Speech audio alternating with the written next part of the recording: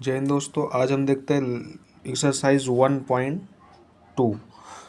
पहला क्वेश्चन दिया हुआ है कि prove that under root 5 is irrational number. कल हमने देखा था रेशनल और इरेशनल क्या होता है, पहले वो जानते हैं। रेशनल नंबर जिसे हम p बाई क्यू के रूप में लिख सकते हैं और q is equal to not zero, मतलब p अपान क्यू के रूप में लिखें और q जो है जीरो के बराबर नहीं होना चाहिए, तो वो जो है हमारा रेशनल नंबर होता है। Rational number. यहाँ पे हमसे कह रहा है कि prove that under root 5 is irrational. हमें प्रूव करना क्या है कि अंडर रूट 5 जो है इरेशनल नंबर है। तो चलिए थोड़ी देर के लिए मान लेते हैं कि under root 5 is a rational number. Assume करते हैं, assume under root 5 is a rational number. माना गया है, ये नहीं प्रूफ किया जा रहा है कि रेशनल नंबर है, ना ध्यान दीजिएगा। अब हम क्या करेंगे कि it can be expressed as the fraction. इसको हम फ्रैक्शन में सिंपलेस्ट फॉर्म में रखेंगे कि suppose that under root 5 is equal to a upon b, where a and b are integers. जहाँ पे हम लिख सकते हैं where a and b are integers, जहाँ पे ए और बी क्या है, इंटीजर्स है। इसको हमने एक फ्रैक्शन के फॉर्म में सिंपलेस्ट फॉर्म में रखा है कि under root 5 is equal to a and b मान के, और जहाँ पे ए और बी क्या है, इंटीजर्स है। अब हम क्या कर देंगे हैं, ये जो इंटीजर्स है A upon B with no common factors other than 1 and B. ये जो हमारे इंटीजर्स है इसके कोई दूसरे कॉमन फैक्टर नहीं है with 1 and b is not equal to zero होना चाहिए, क्योंकि रेशनल क्या दिया है, q is not equal to zero, मतलब तो यहाँ पर भी same b is not equal to zero होना ही चाहिए। अब हम क्या करते हैं, squaring both side, squaring both side, दोनों साइड का स्क्वायर करेंगे तो यहाँ आ जाएगा 5 ए स्क्वायर अपन बी स्क्वायर। जब भी हम अंडर रूट का गुणा अंडर रूट से करवाते हैं तो अंडर रूट हट जाता है। क्या हो जाता है, अंडर रूट हट जाता है। जैसे कि सपोज दैट हम यहाँ देखते हैं under root 2 into under root 2 करेंगे तो इसका अंडर रूट 4 नहीं आएगा, इसका आएगा 2।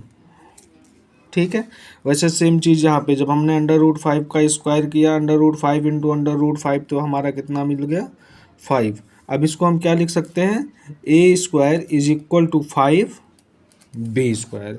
क्या लिख सकते हैं, A square is equal to 5 B square. The equation tells A square is divisible by 5, A square is divisible by 5। ये बता रहा है कि जो ए स्क्वायर है ये 5 से डिविजिबल है, since 5 is a prime number. 5 क्या हो गया, 5 इज अ प्राइम नंबर। ठीक। अब हम क्या कर देते हैं, it also divisible by a and we can write as 5c। यहाँ से अगर ये हम लिख सकते हैं a is equal to 5c, अगर हम सपोज करते हैं a is equal to 5c, क्योंकि हमने बताया कि this equation tells us that के ए स्क्वायर इज डिविजिबल बाई 5, मतलब यह इक्वेशन हमें बताता है कि ए स्क्वायर जो है 5 से डिविजिबल है। तो 5 क्या है, एक प्राइम नंबर हो गया। जो प्राइम नंबर है it must also divided a, तो we can write as a is equal to 5c, मतलब हम ऐसा लिख सकते हैं ए इज इक्वल टू 5c। अभी हम क्या करेंगे, a की जगह पे अगर हम 5c रखते हैं तो 5c का whole square is equal to 5b का स्क्वायर। यहाँ पे हमारा क्या आ जाएगा, 5c का square is equal to 5b का square, 25c square is equal to 5b square. अब हम क्या देखते हैं, now we can see that b square is also divisible by 5। यहाँ पे हमें क्या मिलता है कि b square is also divisible by 5।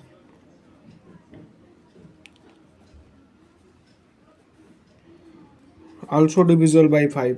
और क्या हम क्या कर सकते हैं कि 5 जो है that A and B have a common factor. A और बी के पास एक कॉमन फैक्टर है जो कि क्या है 5। ए और बी के पास एक कॉमन फैक्टर है जो क्या है 5, अदर देन 1, दूसरे एक के अलावा एक दोनों के पास एक कॉमन फैक्टर है जो कि 5 है। And we have shown that both a and b are divisible by 5। Common factor 5 है तो 5 से दोनों क्या हो रहे हैं डिवाइड हो रहे हैं। तो ये क्या हो गया कि दिस ये हमें ये चीज़ बताता है कि अंडर रूट 5 जो है ये एज्यूम नहीं करता है कि एक रेशनल नंबर है। So under root 5 is a irrational number. क्या है इरेशनल नंबर, ये एक रेशनल नंबर नहीं है। अब आपको एक बार फिर से बता देता हूँ, प्रूफ दिया था, proof that under root 5 is a rational number. Irrational proof करना था, हमने क्या मान लिया, एज्यूम किया कि under root 5 is a rational number. तो हमने लास्ट में क्या रखा, under root 5 is equal to a upon b where a and b are integers with 1 and b is not equal to 0।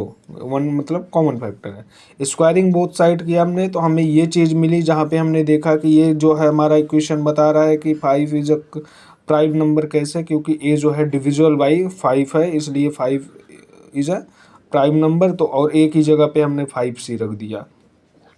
तो हमने जब 5c रखा, 5c का होल स्क्वायर किया तो यहाँ पे हमें क्या मिला, b square is also divisible by 5। So under root 5 is a irrational number. अगर 5 से डिविजिबल नहीं होता तो उसकी जगह पे 0 नहीं आना चाहिए ना, क्यू की जगह पे 0 नहीं आना चाहिए। चलिए अगला क्वेश्चन देखते हैं। क्वेश्चन नंबर 2 दिया गया है, prove that 3 plus 2 root 5 is irrational number. Same चीज़ दी गई है, हम यहाँ पर भी वही करेंगे, assume 3 plus 2 under root 5।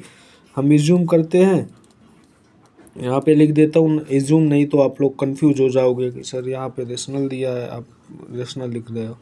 Is a rational number. हमने एज्यूम कर लिया कि ये क्या है, रेशनल नंबर है। अभी हम क्या करते हैं, it can be expressed as a fraction a upon b, जैसे हमने उसमें किया था। It can be expressed a fraction a upon b. तो हम क्या लिख सकते हैं, 3 plus 2 root 5 is equal to a upon B.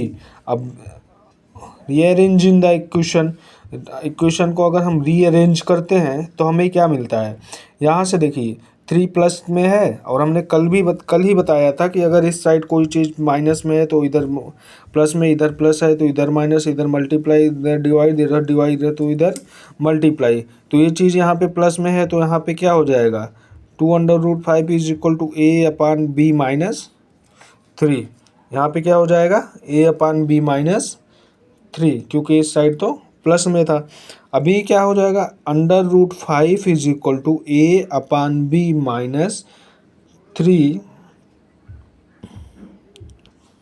और पूरा बटन में क्या आ जाएगा 2, या हम इसको ऐसा लिख सकते हैं, under root 5 is equal to a minus 3b upon 2b, a minus 3b upon 2b। हम यहाँ से क्या देखते हैं, since a and b and 3 are integers, a b and 3 are integers, यहाँ से ए बी एंड 3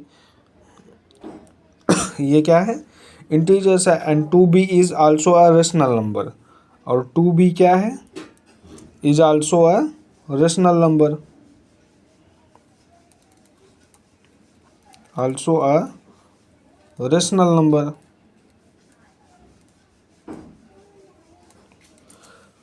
तो हाउ एवर दिस, ये जो हमें दिखा रहा है फैक्ट दैट अंडर रूट 5, मतलब ये जो अंडर रूट 5 है ये क्या हो गया, इरेशनल नंबर। हम क्या कह सकते हैं, however that, see that, यहाँ से under root 5 is irrational number. यहाँ पे मैं पूरा लिखता हूँ, however the fact that is under root 5 an irrational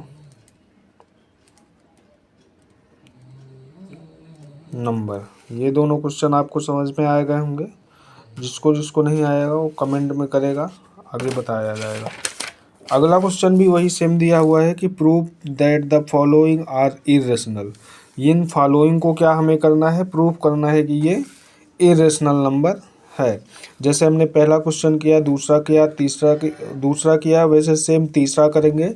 ये आप लोगों के लिए होमवर्क है, ये आप लोग करके आएंगे। जो क्वेश्चन नहीं आएगा आप कमेंट में डालेंगे, मैं आपको जवाब ज़रूर दूंगा। और मुझे लगता है कि लेसन 1 कंप्लीट हो चुका है, आगे हम लेसन 2 पढ़ेंगे। और जल्द से जल्द फरवरी में एग्ज़ाम है, उसके पहले मैं चाहूँगा कि ये आपका कंप्लीट हो जाए। चलिए, थैंक यू।